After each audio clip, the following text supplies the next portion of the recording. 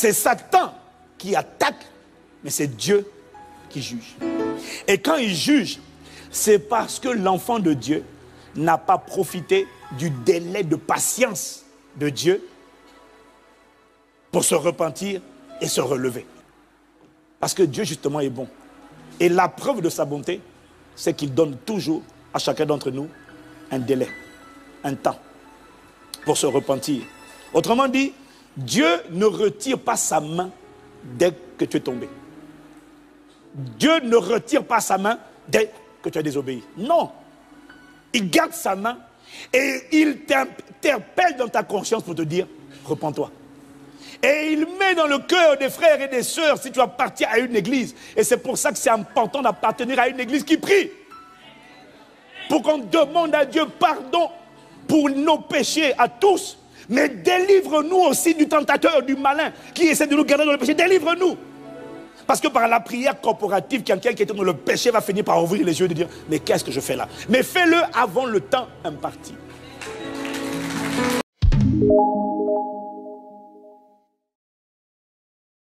Dis à quelqu'un, sois sans reproche au nom de Jésus. Tu dois être sans reproche, bien-aimé, parce qu'aujourd'hui, dans nos églises modernes, nous devons faire attention à la dilution du message de l'évangile. Dieu ne t'a jamais dit de rester à l'état de chrétien charnel que tu étais le jour où tu t'es converti. Parce qu'aujourd'hui, on dit aux gens, et c'est vrai, Dieu t'aime tel que tu es. Dis Amen. Mais attention, Dieu t'aime tel que tu es. Ça ne veut pas dire que Dieu te demande de rester tel que tu es. Parce que quand tu es né de nouveau, tu étais un chrétien charnel. Pourquoi Dieu dit de ne pas rester dans l'état où tu étais quand tu as accepté Jésus? C'est parce que si tu restes dans cet état-là, à un moment donné, pas au début, mais il y a un délai au bout duquel l'accusateur va commencer à parler contre toi. Et le juste juge ne pourra plus te défendre. Parce que quand tu es bébé, Dieu dit, laisse du temps pour qu'il porte du fruit. C'est exactement la parabole de Luc chapitre 14. La parabole du vigneron qui au bout de 3 ans dit, 3 ans, pour l'instant, chaque fois que l'accusateur vient, l'accusateur dit, il est encore charnel, il pense encore à la masturbation, il commence encore là. Le juste juge dit, pour l'instant, car c'est pas débouté, c'est suspendu. C'est-à-dire que le dossier n'est pas encore examiné devant la Cour céleste de justice. Le dossier n'est pas encore... Oui, mais ça fait... Le dossier n'est pas encore examiné. Dieu est en train de maintenir le dossier, le temps de te laisser porter du fruit. Dieu est en train d'agir en ta faveur. Mais il ne pourra pas le faire tout le temps. C'est comme si en fait tu connais le juge, tu connais un juge, le juge sait que tu as volé. Mais à un moment donné, tu vas voir le juge va te dire quoi? Il te dit, bon écoute, ton dossier est arrivé sur mon bureau. Je le garde sur le côté. S'il te plaît, rembourse la personne que tu as volée. Parce que quand je vais traiter le dossier, les éléments de preuve sont tellement accablants que je ne peux pas faire autre chose que te condamner. Mais s'il te plaît, restitue avant que je n'ouvre le dossier. C'est un peu ce que Dieu fait. Change vite. Il te laisse du temps. Est-ce que quelqu'un me suit? Parce que si tu n'obéis pas, si tu n'abandonnes pas le péché, à un moment donné, devant les accusations de Satan, de l'accusateur, le juste juge est obligé à un moment donné de finir par retirer la main de protection qu'il avait. Parce qu'il ne peut pas cautionner l'iniquité, c'est-à-dire la transgression de ses lois. Il ne peut pas. Est-ce que quelqu'un me suit? Il y a un délai. Dieu ne retire pas sa main tout de suite. Il y a un délai. Il ne retire pas sa main tout de suite. Il te donne un certain temps pour te repentir, pour changer. Et c'est ce temps-là où le tentateur, le menteur te dit, non, reste là-bas, continue mon gars. T'as pas remarqué que c'est bon, non? Continue. Éclate-toi. Qu'est-ce qu'il est en train de faire? Il est en train de jouer la montre. Parce qu'il y a un temps fixé où Dieu va finir par retirer sa main.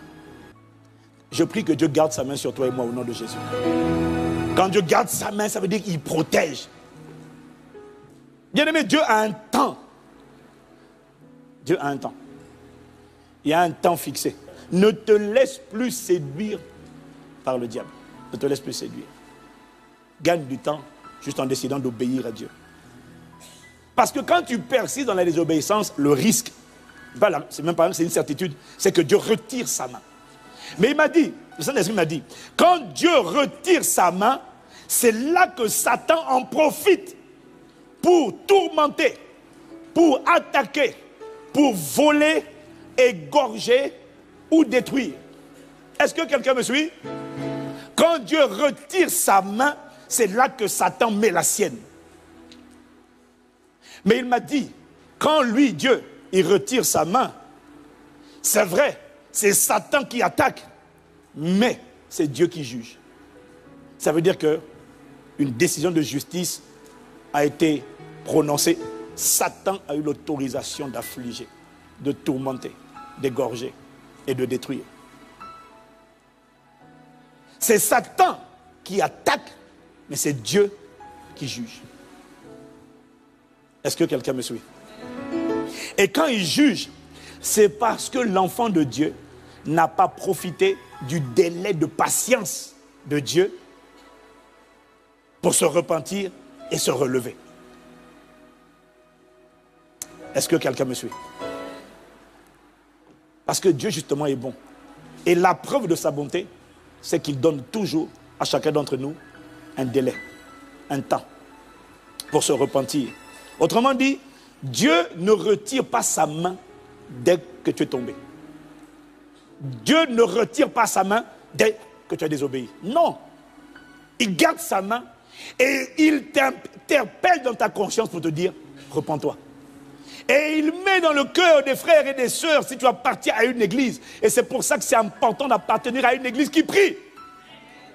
Pour qu'on demande à Dieu pardon pour nos péchés à tous.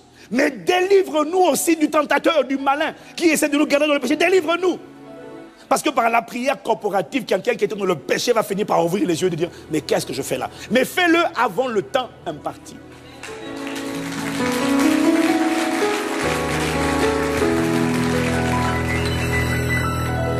Les gouvernements de ce monde, dès qu'on t'a attrapé, comparution, tu es jugé. Dieu, dès que tu es tombé, il ne retire pas sa main. Parce que quand Dieu juge, ça veut dire qu'il retire la main. Mais Dieu ne retire pas sa main quand tu tombes. Non, il patiente. Je reviens sur mon texte. Jésus est patient. Il dit, verset 21, je lui ai donné du temps pour qu'elle se repentisse et elle ne veut pas se repentir de son impudicité. Voici, je vais la jeter sur un lit et envoyer une grande tribulation à ceux qui commettent adultère avec elle, à moins qu'ils ne se repentent de leurs œuvres. Donc ça veut dire que là, même le jugement qu'il va envoyer sur les serviteurs là, qui ont commis l'adultère avec Jézabel, ça va dépendre même s'ils se repentent. Dieu ne juge pas tout de suite, Dieu a un temps. Et le rôle du diable, c'est de nous faire croire que comme je pratique ce péché-là, et que je ne suis pas jugé, ça veut dire que je ne serai jamais jugé. Parce que si Dieu jugeait, ça serait comme en France. Si on t'attrape, piou. Mais comme Dieu sait, il voit, et que pour l'instant, j'opère toujours. Quand j'impose les mains malades, les malades sont guéris. Quand je parle, les gens disent, ah, ça m'a touché. Oh. Donc ça veut dire que Dieu m'approuve. Ça, c'est la ruse du diable. Comme je ne suis pas jugé tout de suite, je ne serai jamais jugé. Mais Pierre te dit, tu vois, deux témoins pour te dire la même vérité. Pierre te dit, on va vite. 2 Pierre 3, verset 9. Le Seigneur ne tarde pas dans l'accomplissement de la promesse, comme quelques-uns le croient, mais il use de patience envers vous, ne voulant pas qu'aucun périsse, mais voulant que tous arrivent à la repentance. Donc, tu ne peux pas me dire, quand Dieu retire sa main et qu'il laisse Satan s'emparer de toi, que Dieu est méchant. Non, Dieu est bon et il a démontré cette bonté par sa capacité à patienter, à mettre le dossier en pause pour te laisser le temps de te repentir. Mais quand le temps est passé, Dieu dit, je ne peux plus rien faire pour toi. Je suis obligé de céder aux requêtes de l'accusateur. Là, je ne peux plus rien faire. Il enlève la main et là, Satan fait un carnage. Ça ne t'arrivera plus au nom de Jésus. Dieu est bon. Il démontre sa bonté par sa patience et son appel à la repentance. C'est pour ça qu'il dit dans Apocalypse 2, verset 5, souviens-toi donc d'où tu es tombé, repens-toi et pratique tes premières œuvres. C'est pour ça que Dieu nous appelle, toi et moi, à la repentance. C'est parce qu'il ne veut pas que tu sois jugé. Souviens-toi d'où tu es, souviens-toi donc d'où tu es tombé, et reviens à tes premières œuvres. Repens-toi et relève-toi. Se repentir, c'est opérer en soi, laisser le Saint-Esprit opérer un changement de système, un changement radical de système de pensée qui se traduit par un changement d'action et de direction. La repentance, ce n'est pas seulement demander pardon. La repentance, c'est changer totalement son système de pensée. Et ce système de pensée changé va d'abord t'amener à demander pardon. Ce système de pensée changé va t'amener à délaisser le péché, à le haïr, à ne plus l'excuser, le légitimer. Ce système de pensée changé va t'amener à dire plus jamais Satan ne sera Seigneur dans un seul domaine de ma vie. Ce système de pensée renouvelé, changé radicalement, 180 degrés, ce système de pensée va t'amener à dire, toi seul, non, je n'aurai pas d'autre Dieu. C'est le système de pensée. Il va t'amener à dire, un seul sera mon trésor. À partir de maintenant, j'ai perdu trop de temps dans la désobéissance, j'ai perdu trop de temps dans la négociation, dans la séduction, dans les mensonges du diable. Désormais, Seigneur, je veux juste te donner le pouvoir pour bâtir ma vie. Je veux juste te donner le pouvoir.